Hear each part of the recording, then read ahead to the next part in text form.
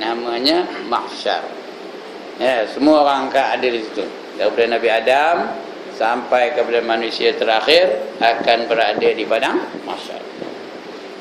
Berimpit-rimpit. Ya, kata Nabi, seperti panah dalam busar panah. Begitulah rapatnya, ya, antara satu dengan lain. Dan nak bergerak pun tak boleh. Seperti panah, anak panah dalam busar panah. Ya, itu payah nak faham. Pasal kita tak pernah megang panah pun, nengok adalah. Tapi kalau saya kata seperti rokok dalam kotak rokok, faham ke tak? Ya, semua orang faham. Kita keluarkan sebatang, itu masuk kembali. Dapat jadi pada rokok tegal. Renyuk dia dah. Begitulah berimpit-rimpitnya di padang mahsyar, ya. Perhimpunan di padang mahsyar. Kita baca dari mula dah senang. Kita beriman bahawa perhimpunan di padang mahsyar adalah berlaku selepas manusia dibangkitkan, dikeluarkan daripada kubur. Firman Allah Ta'ala, yauma nahsyurul muttaqina ila rahmani wafda wa nasuqul mujrimina ila jahannama wirda. Ingatlah hari yang kami akan mengumpulkan orang-orang yang bertakwa kepada Tuhan yang Maha Pemurah sebagai Tuhan yang terhormat, dan kami akan menghalau orang-orang yang derhaka itu ke neraka Jahannam di dalam keadaan dahaga. Orang kafir dihalau ke dalam neraka Jahannam. Wasiqal ladzina kafaru ila jahannama zumara, kata Allah, ya. Dihalau orang kafir tu masuk dalam neraka Jahannam berbondong-bondong, ramai-ramai sekali. Tum ditolak ke dalam neraka Jahannam. Tu orang kafir. Orang muttaqin dihimpunkan dalam keadaan yang keadaan seronok, keadaan gembira, ya, terhormat dan sebagainya. Perhimpunan bagi menunggu hari ini adalah perhimpunan di suatu tempat keputusan Allah.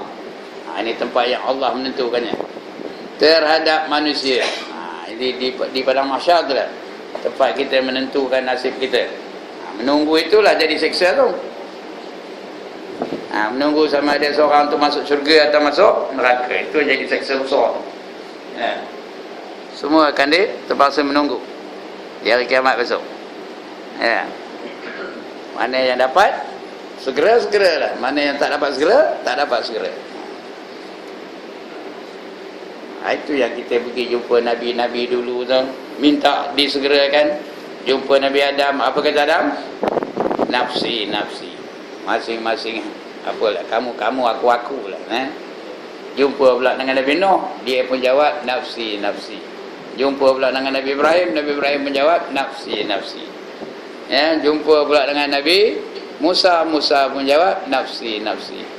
Jumpa dengan Nabi Isa pun jawab nafsi. Akhirnya jumpa dengan Nabi Muhammad sallallahu alaihi wasallam. Baginda pun minta doa kepada Allah dan Allah kabulkan doanya. Maka kita lah menjadi orang yang pertama dihisab oleh Allah Ta'ala. Umat Muhammad nombor 1. Sedangkan umat Muhammad Allah jadikan terakhir, tapi dia lah menjadi umat yang pertama dihisab oleh Allah Ta'ala. Syafaat ini dipanggil syafaatul kubra, syafaat yang maha besar. Ada 8 jenis syafaat. Salah satu daripadanya ini adalah syafaatul kubra. Di antara yang lain, dimasukkan ke dalam syurga dengan syafaat Nabi. Dimasukkan dalam syurga tanpa hisab. Ada manusia yang dimasukkan dalam syurga tanpa hisab. Tak ada hisab, terus dia masuk syurga. Itu pun syafaat Nabi juga. Ada yang lain, dimasukkan ke dalam syurga tapi dapat pangkat yang tertinggi, walaupun ibadahnya tak layak untuk dapat pangkat itu. Dapat pangkat yang tinggi benar di syurga, sedangkan ibadahnya lebih kurang aja. Dengan syafaat Nabi sallallahu alaihi wasallam, adalah perkara yang dia lakukan boleh melayakkan dia dapat syafaat dari Nabi itu. Itu yang ketiga. Yang keempat, syafaat Nabi, ada orang yang masuk neraka.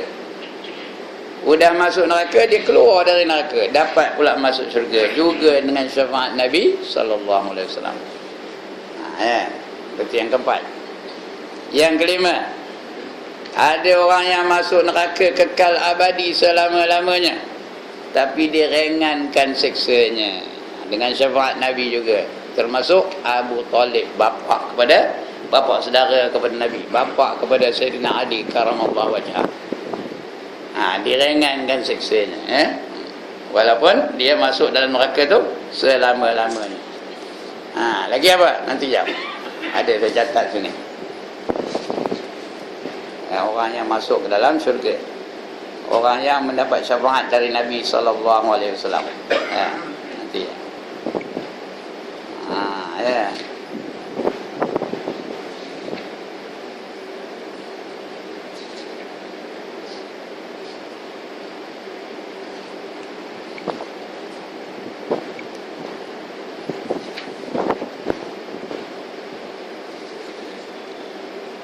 Ini patut masuk neraka tapi dia masuk syurga. Patut dia masuk neraka. Kalau ikut amalan dalam dunia ni patut masuk neraka, tetapi dia masukkan dalam syurga kerana syafaat Nabi sallallahu alaihi wasallam. Yang keempat dah saya khabar tadi, ya. Dia dah masuk neraka, dikeluarkan dan masuk dalam syurga. Yang kelima pun dah saya khabar tadi, menambah lagi darjat ahli-ahli syurga. Ya. Yang keenam, memasukkan orang-orang yang lalai ke dalam syurga. Dia lalai, mayang kadang lambat, kadang apa, tapi dapat juga masuk syurga. Ya. Dan yang ke-8, dimasukkan kanak-kanak yang kafir, kanak-kanak orang kafir tu, dia masuk dalam syurga, tak masuk neraka. Itu 8 syafaat Nabi sallallahu alaihi wasallam. Kita ulang sekali lagi. Ya, 8 syafaat Nabi. Yang pertama, syafaat kubra yang tadi. Kita ni umat pertama yang dihisap oleh Allah Taala. Yang kedua, orang masuk syurga tanpa hisap. Yang ketiga, dimasukkan ke dalam syurga walaupun patut masuk neraka. Dia masuk syurga walaupun patut masuk neraka. Yang keempat, mengeluarkan dari neraka dan memasukkannya ke dalam syurga dengan syafaat Nabi juga. Dia sudah masuk neraka tu, sudah kentung kena bakar, dia pergi neraka. Dengan syafaat Nabi dia keluar dari neraka, dapat masuk syurga. Yang kelima, menambahkan darjat ahli-ahli syurga. Tinggi pangkatnya, dapat pangkat muqarrabin, dapat pangkat siddiqin, dapat pangkat al-muflihun, dapat pangkat al-abrar. Yang keenam, memasukkan orang-orang yang taksir ke dalam syurga, orang-orang yang pemalas, orang yang tak berapa benda wirid, orang yang tak berapa benda baca Quran, tapi dapat juga masuk syurga dengan izin Allah Taala, dengan syafaat Nabi sallallahu alaihi wasallam. Ya. Yang ketujuh, diringankan siksa orang-orang yang kekal dalam neraka seperti Abu Talib, ya. Yang ke-8, kanak-kanak kafir itu tidak disiksa, mereka dapat masuk syurga sebagai pelayan-pelayan ahli-ahli syurga, dipanggil wildan. Ini di antara syafaat Nabi sallallahu alaihi wasallam. Ya. Nak melayak mendapat syafaat Nabi, banyaklah selawat kepada Nabi. Bila dengar perkataan Muhammad, apa jawab? Sallallahu alaihi wasallam. InsyaAllah nanti Nabi akan beri syafaat kepada kita. Yang kedua, banyaklah menjalankan sunnah Nabi.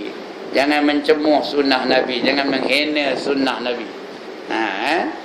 Kerana sunnah Nabi itu menjadikan Nabi itu bersama dengan kita nanti di akhirat. Yang kita minta selalu itu, wa adkhilnal jannata ma'al anbiya alaihimus salatu wassalam.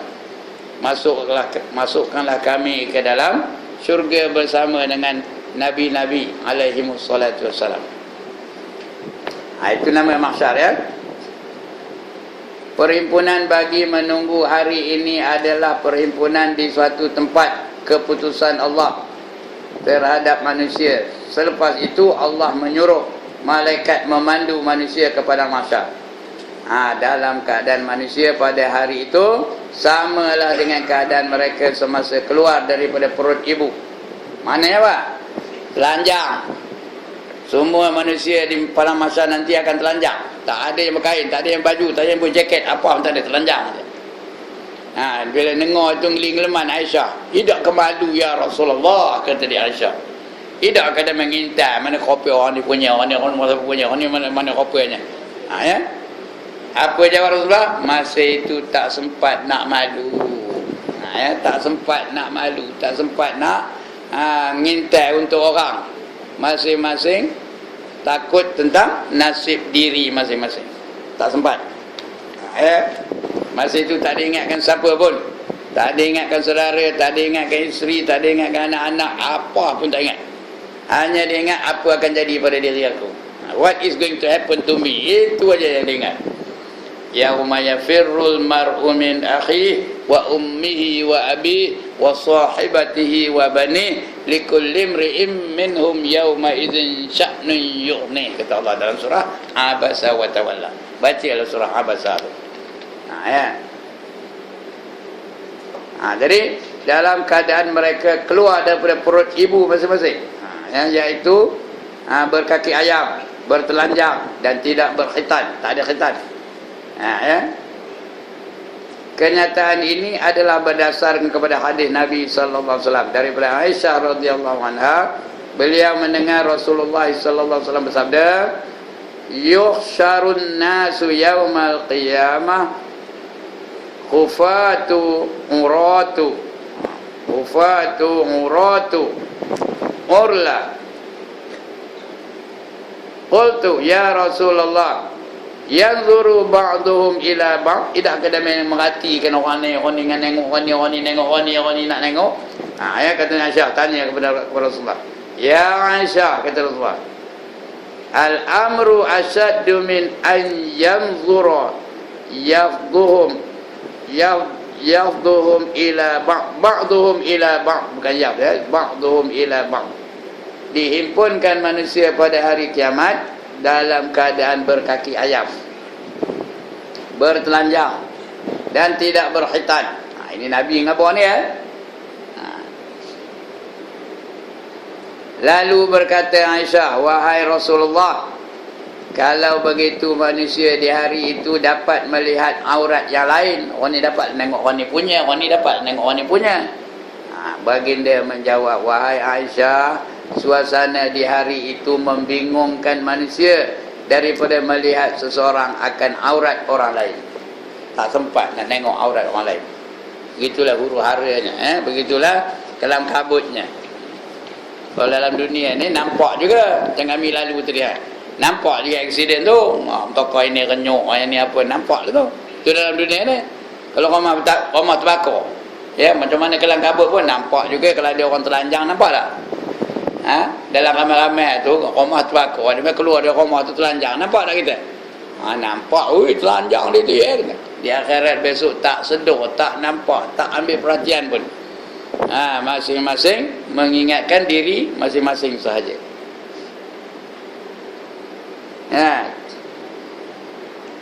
Kemudian daripada Ibnu Abbas ni namanya Abdullah bin Abbas.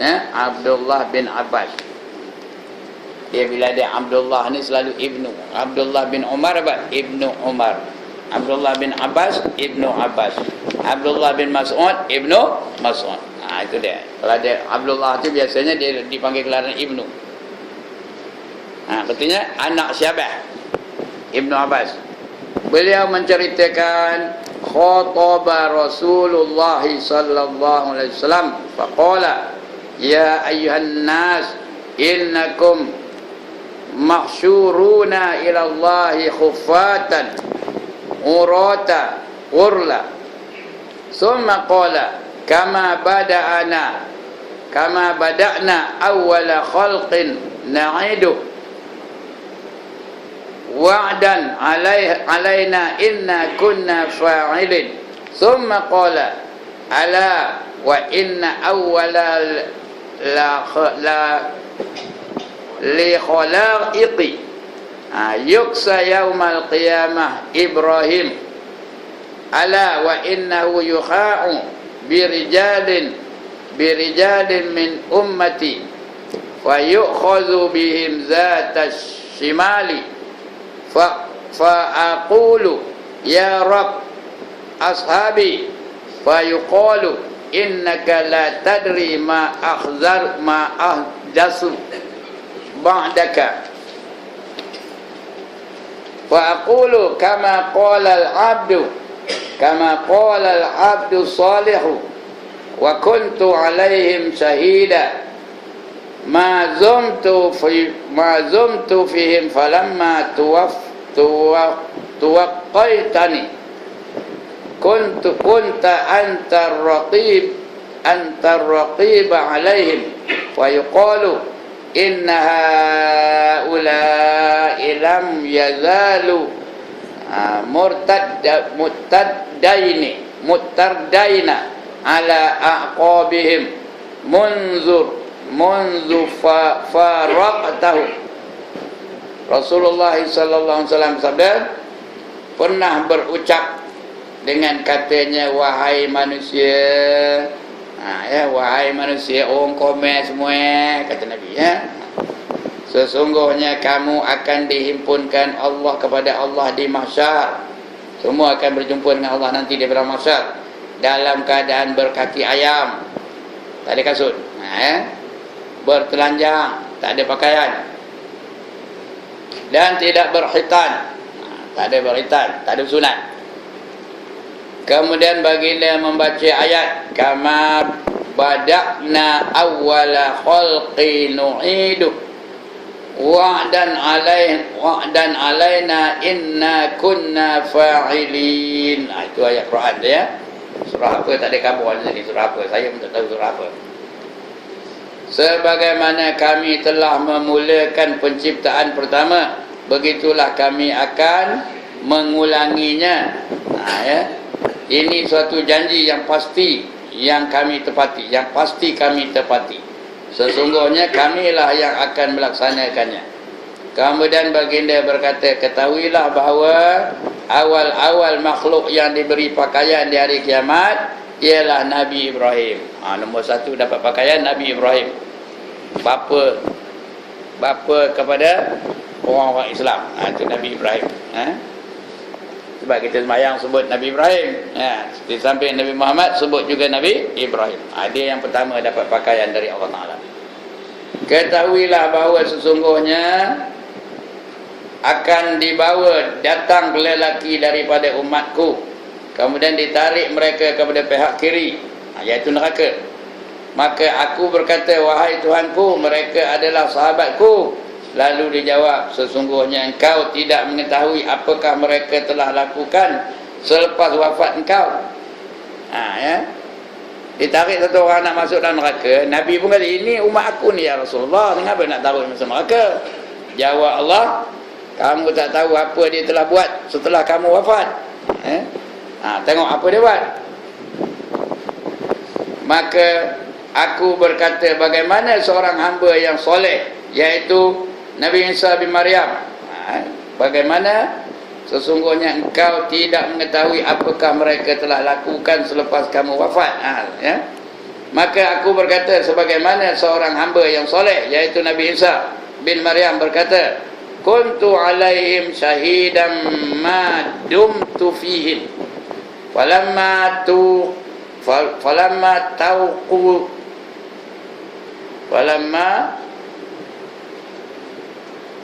tuwaqqaitani kunta antar raqiba alaihim.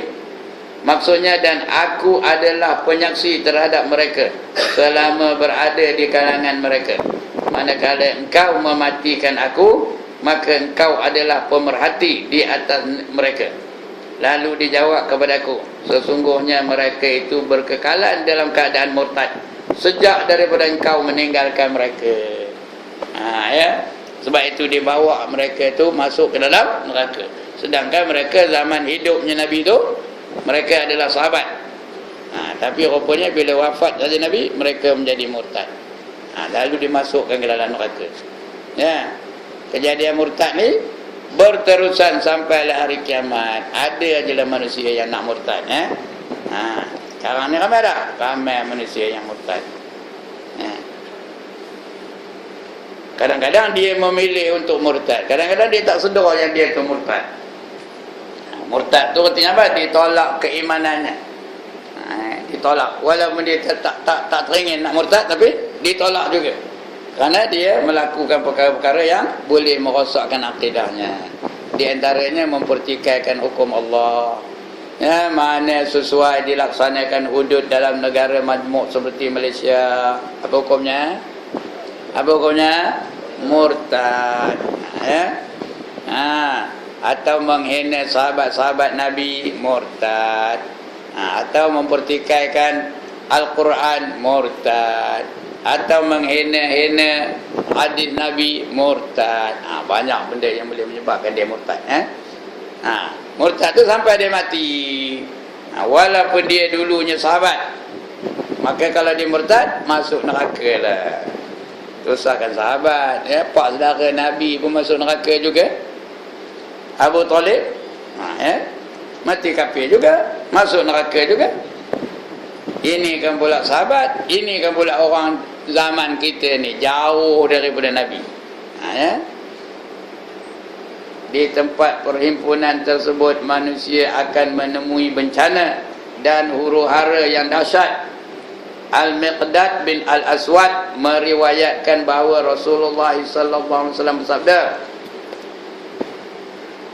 Tudna syamsu yaumal qiyamati minal khalqi hatta yakuna minhum kamiqdarin mili fayakunun nasu ala qadari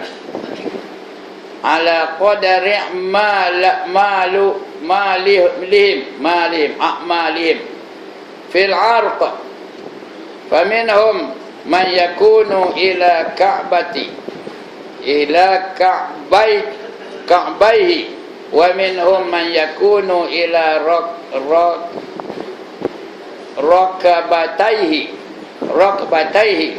wa minhum man yakunu ila haqwaihi wa minhum min yuljimuhu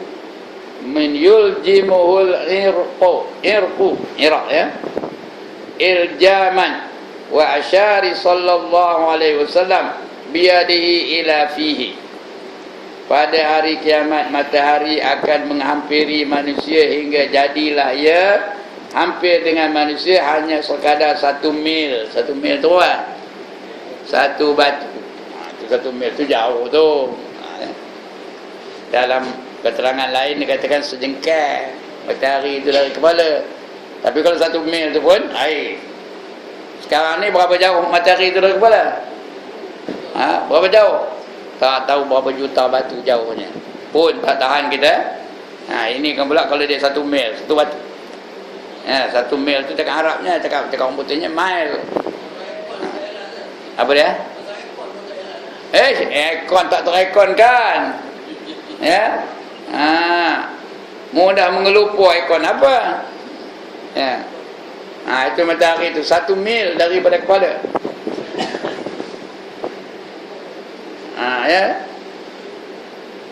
Maka jadilah manusia di dalam berpeluh mengikut kadar amalan masing-masing.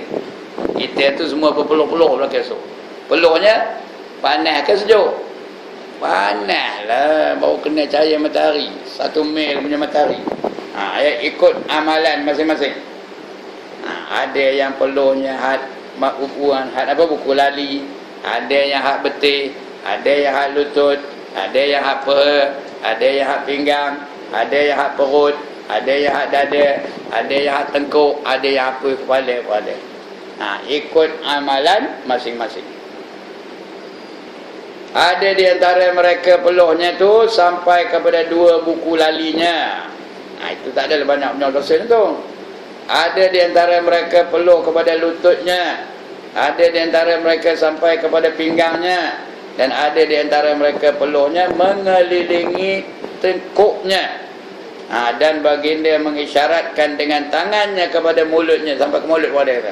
Hak tengkuk, hak mulut wadah. Ada isyarat dengan tangan. Ikutlah amalan masing-masing. Kalau subuh pempayah nak bangkit, esok agaknya macam mana peluhnya ke? Kalau subuh pun subuh gajah aja macam. Hak mana peluhnya agaknya? Kalau langsung tak bangkit, kalau bangkit tu boleh tahan ke? Yo, lambat-lambat boleh tahan dia. Tapi kalau langsung tak bangkit, jenuh dia main azan di surau ni. As-salatu khairum minan naum. Tengah apa lagi? Selimut, narik selimut balik. Naum saja nanti apanya. Jadi bayangkanlah tuan-tuan dan puan ya. Kejap ini mungkin macam lawak aja. Macam lawak je buat main-main aja. Tapi dah sampai masa esok baru dia sedar kebenaran sabda Nabi sallallahu alaihi wasallam ya, baru dia sedar. Dalam hal demikian ada manusia yang berada di bawah naungan Allah sebagaimana yang diterangkan oleh Rasulullah sallallahu alaihi wasallam. Apa nak? Sab'atun yuzilluhumullahu fi zillihi yawma la zilla illa zilluh. Al-imamul adil wa syabun nasha'a fi ibadatillah wa rajulun qalbuhu mu'allaqun bil masajid wa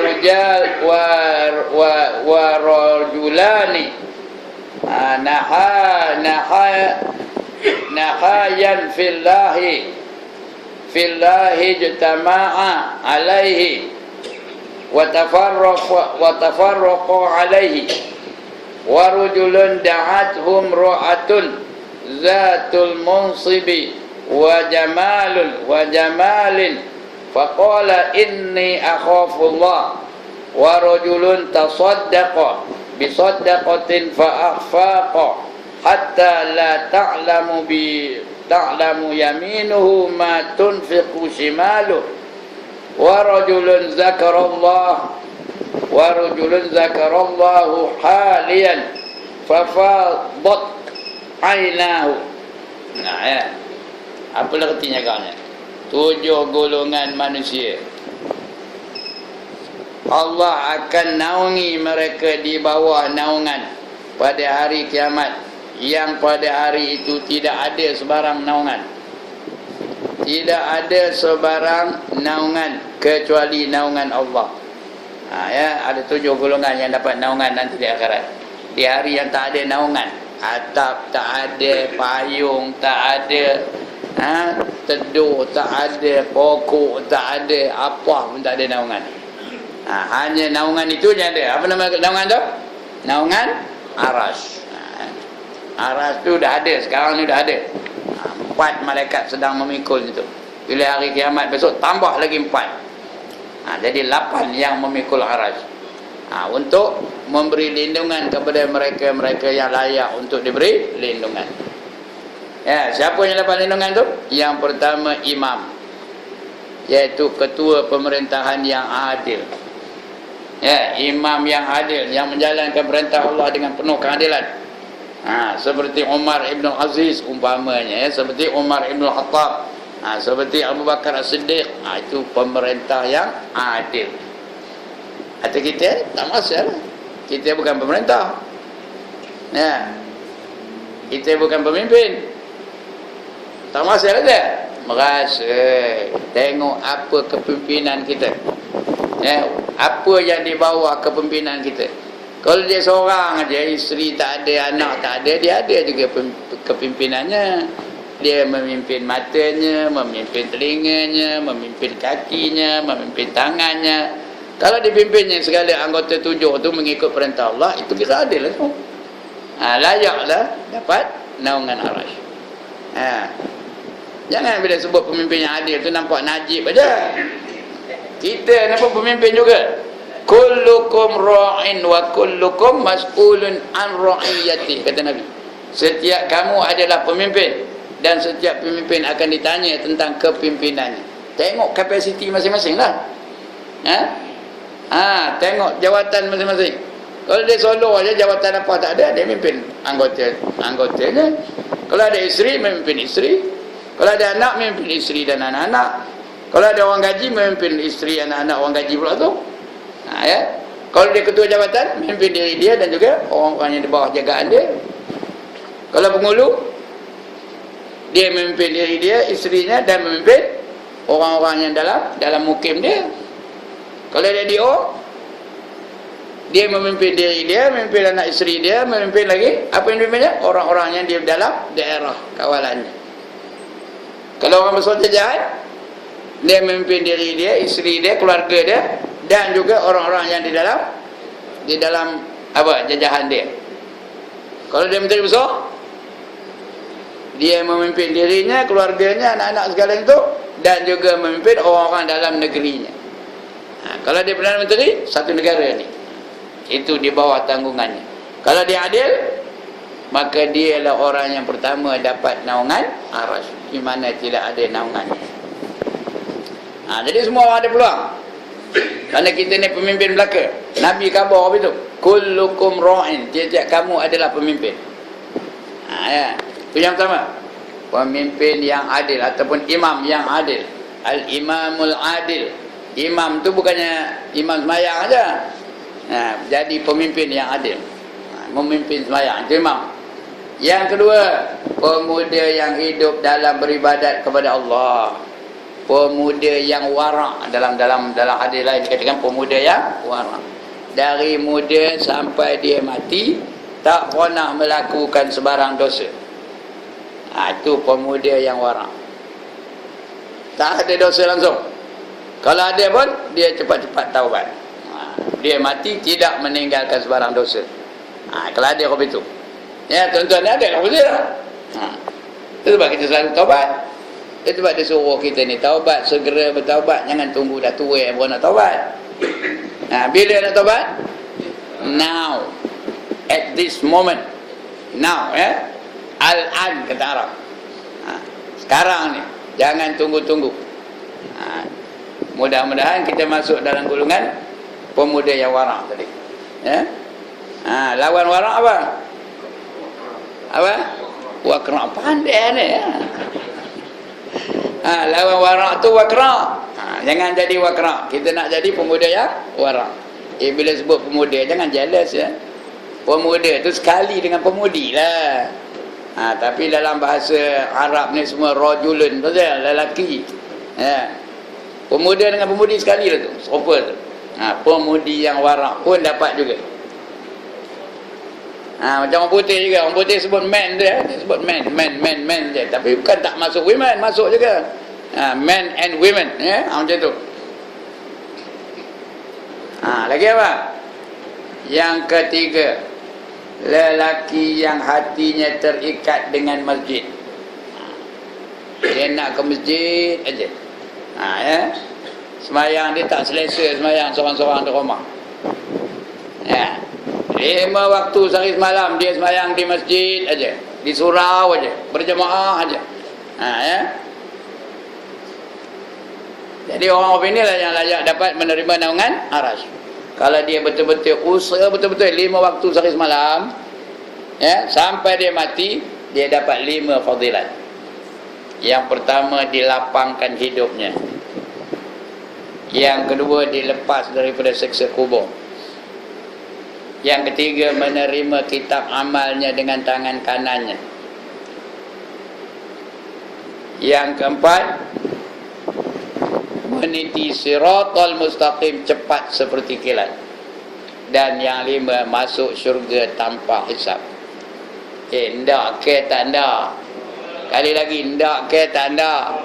Subuh esok mana nak sembahyang? Di rumah.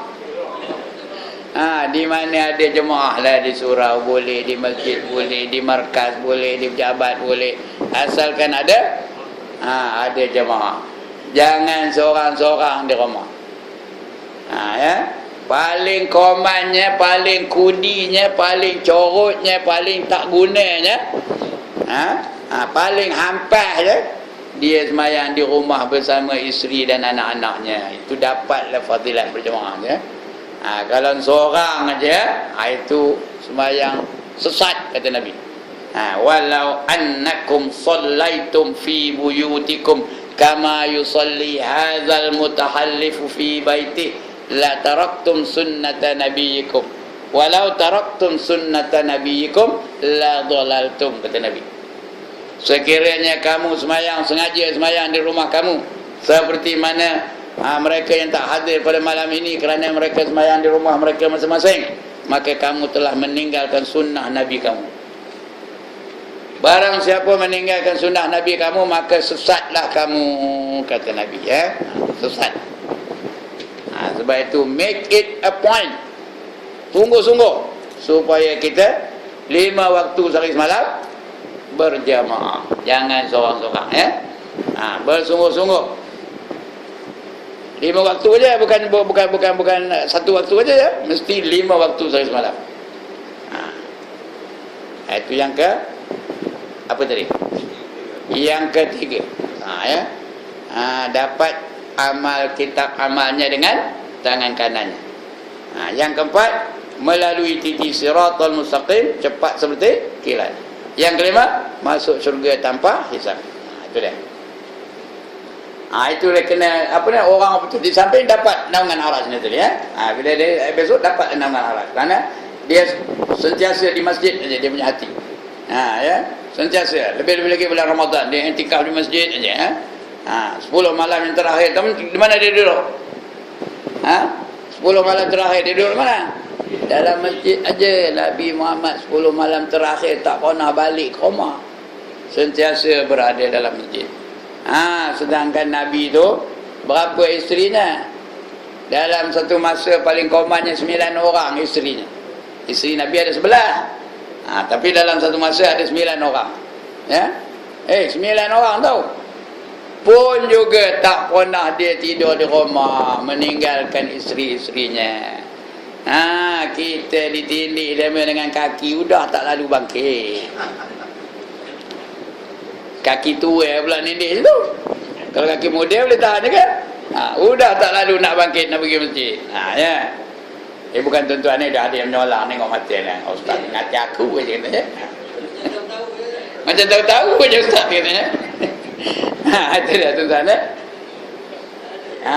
Yang keempat, 2 orang lelaki yang berkasih antara kerana Allah, yang berkasih kerana Allah. Mereka berhimpun kerana Allah dan bercerai kerana Allah. Macam kejap ni lah. Kita datang kerana apa? Kerana Allah. Betulkan niat tu betul-betul. Jangan datang kerana lain daripada kerana Allah. Lebih-lebih lagi orang ngobrol saya ni, jangan datang kerana yang lain daripada kerana Allah. Ya. Kenapa? Lain daripada Allah kenapa? Kerana envelope. Jangan harui tujuan dari rumah tu kerana envelope. Tahu tak tuan-tuan dan puan-puan, ada orang kata saya datang kerana envelope. Tahu? Ditulis dalam Facebook saya. Tahu? Al-ulama'u warisatul envelope katanya. Ada dalam Facebook saya tu. Al-ulama'u waris, sebut pun tak betul. Dia aja warisatul, sebenarnya bukan warisatul, warasatul. Kalau nak envelope tu warasatul, bukan warisatul, ya. Ditulisnya al-ulama'u warisatul envelope katanya. Ada. Ya, dalam Facebook tu. Cari yang lama-lama tu. Ya. Jadi saya tulis balik dalam tu, Mika jealous ke, kata saya. Tak ada balas, hanya lepas tu diam sampai nari.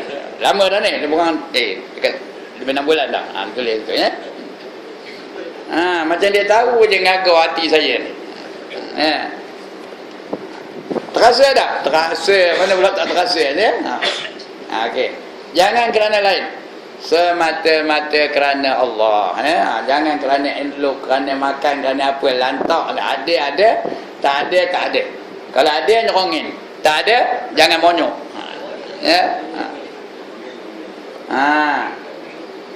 Kemudian yang kelima, golongan yang kelima, lelaki yang diminta melakukan perbuatan zina oleh perempuan yang berpangkat dan cantik, lalu ia berkata, sesungguhnya aku takut kepada Allah. Ya. Perempuan tu cantik, udahlah cantik masyhur pula. Diajaknya kita melakukan maksiat, tapi kita menolak. Menolak kenapa? Kerana takutkan Allah, bukan kerana udah tak lalu. Bukan kerana udah tak lalu, bukan kerana udah tua. Tapi kerana takutkan Allah. Inni akhafullah. Macam Nabi Yusuf lah. Nabi Yusuf tu yang menggodanya siapa? Siti Zulaikha. Siti Zulaikha tu perempuan yang tercantik dulu, kini dan selama-lamanya. Itu sebab perempuan esok kalau masuk syurga, dia secantik Siti Zulaikha, bukan Siti Nurhaliza. Secantik Siti Zulaikha. Dia mana esok ni? Apa naknya dalam ni? Syarat dapat masuk syurga lah. Enggak kita nak ni? Nak tanya dia, enggak kita nak? Kalau enggak, layakkan diri nak masuk dalam syurga. Ya, nak masuk syurga bukan teruk benar. Syaratnya dua aja. Apa dia? Beriman dan beramal soleh. Dapat dah syurga tu. Allah dah janji. Wallazina amanu wa amilus solihat ulaika ashabul jannah hum fiha khalidun. Dan mereka-mereka yang beriman dan beramal soleh, mereka itulah yang menjadi penghuni-penghuni syurga. Kekal mereka di dalamnya selama-lamanya. Bukan teruk benar nak masuk syurga ya, senang aja tak? Ya. Senang ke susah? Senang ke susah? Senang beriman dan beramal soleh. Senang ke susah? Sekali lagi. Senang. Apa yang senang? Nyebutnya. Okey ya. Itu dia. Jadi dia kerana apa? Kerana Allah. Kerana dia takutkan Allah. Maka sebab itu Nabi Yusuf ni memang dimuliakan oleh Allah Subhanahu Wa Taala ya. Padahal sudah terkunci pintu dari dalam tahu. Siti Zulaikha sudah ngunci pintu tu. Wa ghallaqatil abwaba wa qalat haytalak, kata dia apa dalam Quran ya. Dia telah menguncikan pintu dari dalam. Dan memanggil Nabi Yusuf dengan panggilan yang sangat haytalak tu dalam bahasa Arab. Tapi dalam bahasa kitanya dia marilah dengan bahasa yang apa? Yang begitu memberahikan. Kalau kita dalam situasi Nabi Yusuf macam mana agaknya? Kalau saya agak dalam situasi Nabi Yusuf macam mana agak? Pelantin soban. Tapi Nabi Yusuf lari tau. Lari. Dia kejar dia Zulaikha dari belakang. Tariknya baju Nabi Yusuf tu. Koyak. Koyak baju Nabi Yusuf tu. Padahal Nabi Yusuf tu anak angkat kepada Perdana Menteri. Agaknya dia pakai baju perak ke bajunya. Paling common buah jaket. Cari buah jaket tu. Punyalah hebat runtunan nafsu yang menguasai Siti Zulaikha. Itu sebab ayat innan nafsala ammaratum bisu' tu, innan nafsala ammaratum bisu', ayat itu dalam surah Yusuf. Pasal menggambarkan cerita kalau sudah nafsu menguasai seseorang, mereka dah hilang pertimbangan. Macam Siti Zulaikha lah. Tuan-tuan dan perempuan, jangan ingat Siti Zulaikha tu perempuan murahan ya. Dia perempuan yang yang tinggi integritinya, perempuan yang berintegriti. Tetapi pada masa itu nafsu sudah menguasai dia. Sudah seolah-olah dia menjadi perempuan murahan. Itu sebab nanti dia dapat masuk syurga esok serupa, bukan serupa, secantik Siti Zulaikha. Atas Kemer cantik juga, tapi secantik Nabi Yusuf. Ya semua ni tu secantik Nabi Yusuf belakang ni tau. Bukan rupa Nabi Yusuf, secantik Nabi Yusuf. Rupa dia lah. Cikgu Hanif lah. Ya, mana lah. Lagi mana kita? Haji Arif lah. Tapi secantik Nabi Yusuf. Itu dia. Kalau dapat masuk syurga. Umurnya berapa? 33 tahun. Itu orang lelaki. Dia main berapa umur? 18. Kalau 33 sampai siur tu tua ganyut. Ini 18. Ya. Okey. Tahun ini 33. Tahun depan berapa? 33. Tahun akan datang 33. 10 tahun lagi 33. 100 tahun lagi 33. 1000 tahun lagi 33. Sanggup tak ada maunya tua-tua tahu. 33 tahun. Kekal 33 tahun. Ya. Lebih-lebih lagi mereka yang dapat naungan arah ni. Lagi lah ya. Okey. Itu dah. Yang kelima tadi ya. Lelaki yang diminta melakukan perbuatan zina oleh perempuan yang berpangkat dan cantik, lalu ia berkata, sesungguhnya aku takut kepada Allah. Yang keenam, lelaki yang bersedekah kemudian menyembunyikan sedekah itu hingga tangan kanannya tidak tahu apa yang dibelanjakan oleh tangan kirinya. Ya. Tangan kanan pun tak tahu dia jalan tabung tu, tangan kanan tu keluar. Tangan kiri tak tahu apa yang dibelanjakan oleh tangan kanan. Atau tangan kiri masuk, tangan kanan tak tahu apa yang dibelanjakan. Serupa dengan kita kan? Serupa dengan kita kan? Kita dah masuk pakai tu, terayam pula dulu. Lepas tu baru masuk. Ya orang nampak maksudnya. Ini dah tak sedar apa yang dibelanjakan. Dan yang ketujuh, lelaki yang berzikir mengingati Allah dalam keadaan seorang diri hingga mengalir air matanya. Tiap-tiap malam dia bangun. Ingat tiap-tiap malam dia bangun bermunajat, bermanja-manjaan dengan Allah Subhanahu wa taala. Bukan setahun sekali, tiap-tiap malam.